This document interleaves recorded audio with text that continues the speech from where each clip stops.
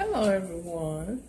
This is your old friend, um, Jennifer McCray, J. McCray, and I'm back off and on because I'm going through some changes. But I'm going to do something. Um, it's kind of like, I try to do my random act of kindness and encourage everybody to pass it on. But this is going to be one, but on a more, a different scale, a larger scale thing. And this is July. July is National Minority Mental Health Awareness Month. And I'll show you the picture.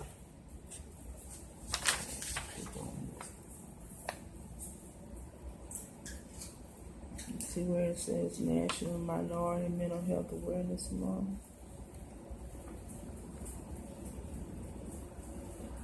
And National Minority Mental Health Awareness Month, it was the idea of the author, African American author, black author, B.B. Campbell Moore, and her daughter was had bipolar disorder real bad, and she sent her to different psychiatrists and mental health facilities, and she never got help because they didn't understand the cultural aspect. And mine is going to be it's going to be centered on African Americans or black people or whatever you call them. So it's going to be a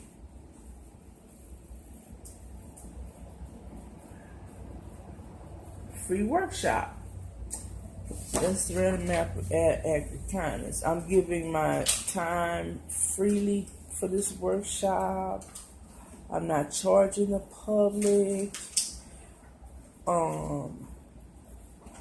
Because my time would be like, I don't know, $50, $75 per person for this information, and I'm giving it out for free to help my fellow black mentally ill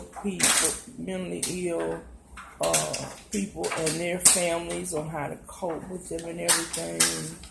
And another thing I wanted to say is I'm looking for a business sponsors because I'm giving my free time away. What I normally charge big businesses for these workshops, I would like for someone to be a sponsor. I would like sponsorships, and this is my sponsorship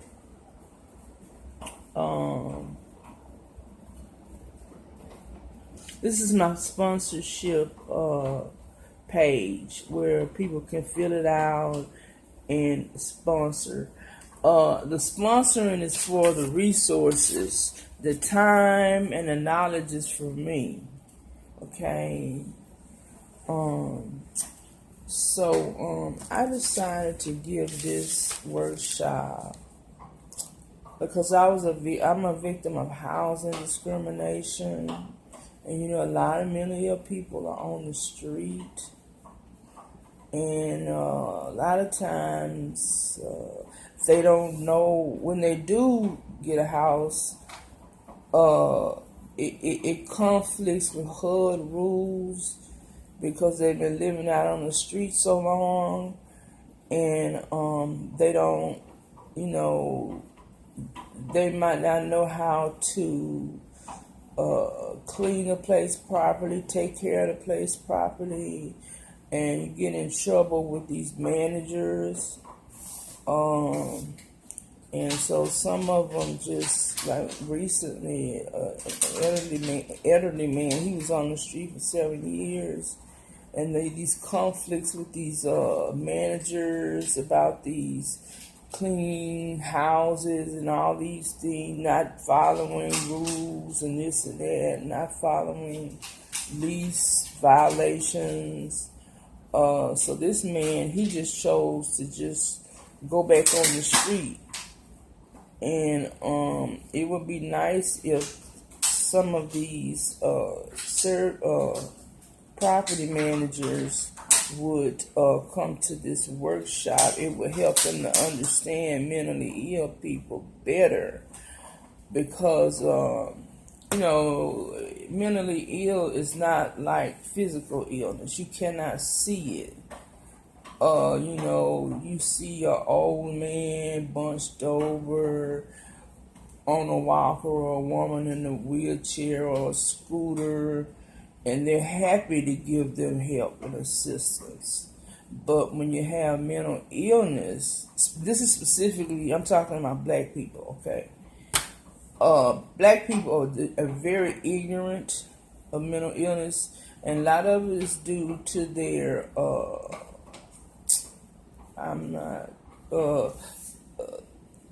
the slave mentality that the masters instilled in them, so that they wouldn't I'm trying to think of a word. So they wouldn't revolt. They would be compliant. So the slave mentality is tied with the church mentality. So you have the slave church mentality, and black people don't understand mental illness because of hundreds of years of the master using religion, to control them, and but a lot of black people are suffering. You can't just pray it away. You can't just snap out of it.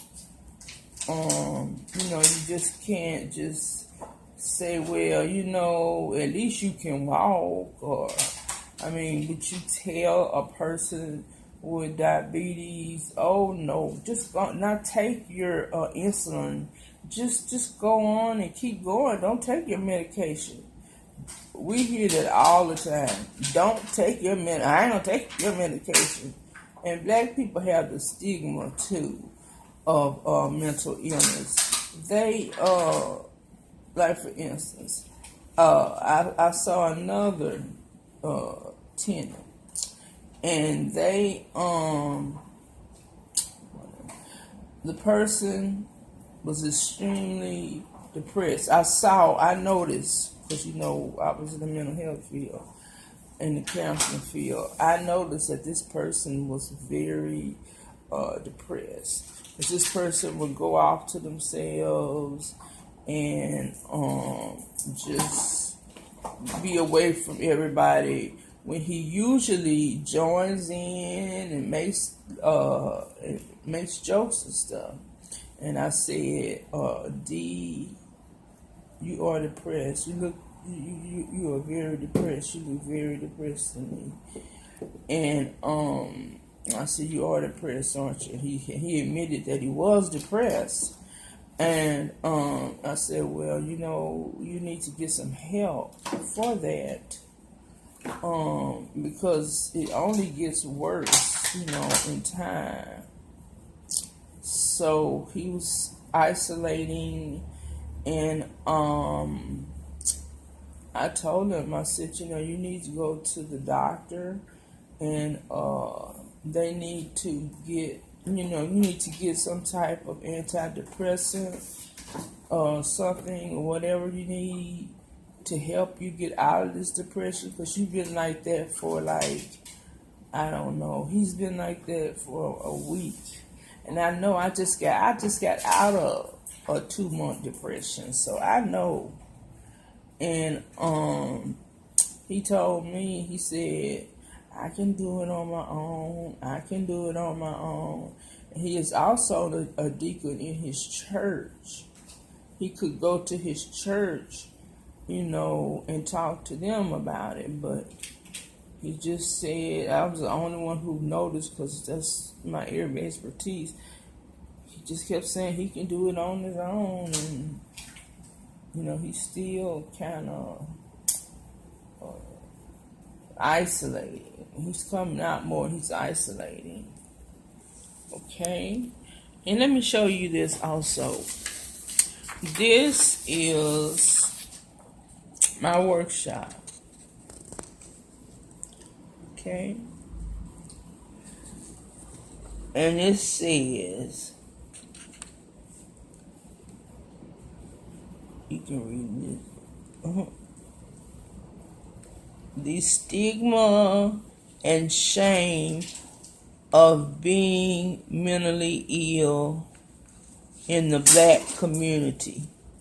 So it just shows, I'm sorry, y'all. It just shows.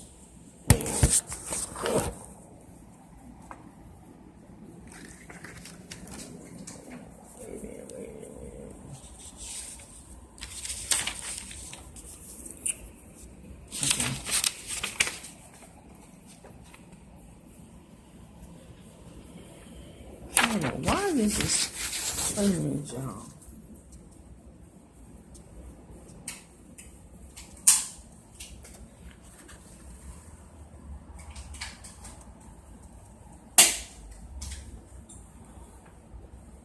So it's just showing, the lady saying she's mentally ill. The man said he's suicidal. And this giving stacks over here. I don't know why this thing. I'm sorry, y'all. Wait a minute, hold on.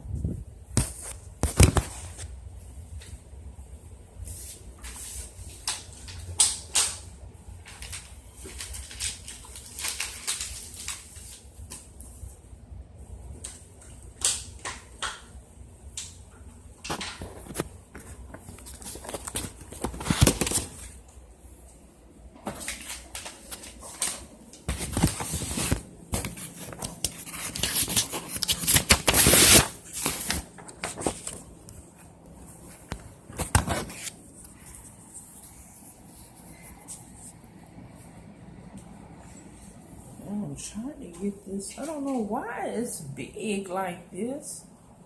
Let's see.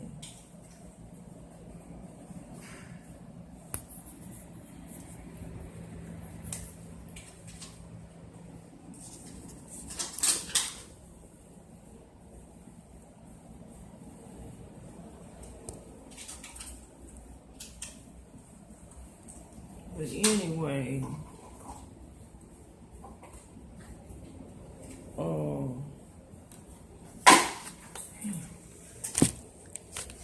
wait a minute, y'all. I don't know why this is doing this.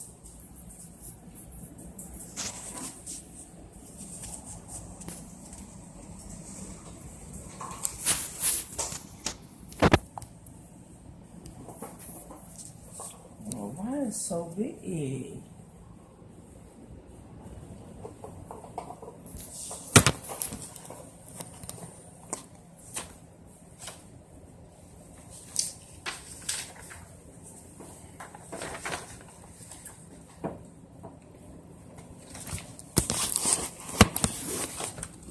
It's so big, y'all. I don't know. Wait a minute, hold on.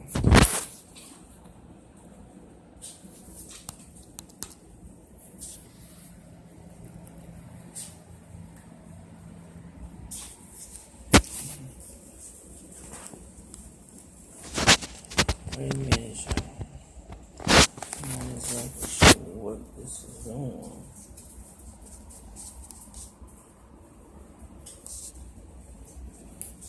Okay, I'm sorry, y'all.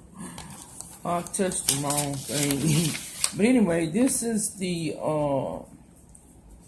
this is the workshop, and it'll touch on things such as the objectives will be the painful prejudice, stigma, mockery, myths, willful ignorance, and the evaluation or dismissal of mental health illness over other conditions. Okay, we talked about that. And let me see, mental illness and cultural, mental health, cultural, and language. This is how to communicate, but to the mentally ill person and not offend them, because it's another man over here.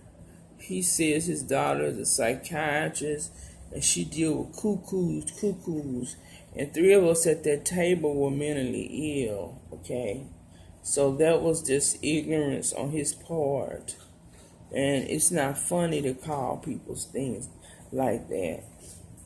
Okay, the types of mental illness, the unique effect of mental illness on African Americans and their history, post-traumatic slave syndrome, on black mental health illness, self-harm and suicide, colorism, tips for the individual, such as when to take them in the hospital and when to change their medication management,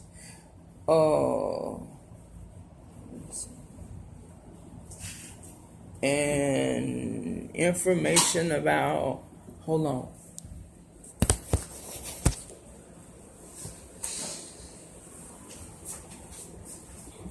Come on, boo boo. Yeah. Come on, boo boo. Oh. Oh.